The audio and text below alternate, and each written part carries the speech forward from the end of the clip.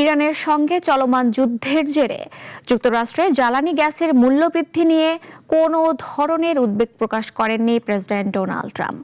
তিনি বলেন, গ্যাসের দাম বাড়লে বাড়বে, এটা নিয়ে আমার কোনো দুশ্চিন্তা নেই। রয়টার্সকে দেয়া এক একান্ত সাক্ষাৎকারে তিনি সরাসরি এসব কথা বলেন।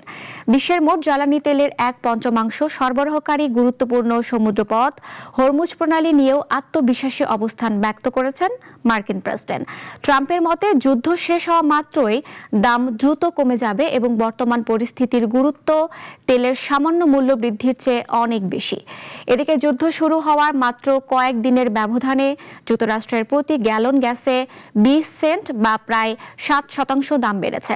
মধ্যপ্রাচ্যের এই উত্তপ্ত পরিস্থিতির মাঝে ট্রাম্পের এমন মন্তব্য বিশ্ব জ্বালানি বাজারে নতুন আলোচনার জন্ম দিয়েছে।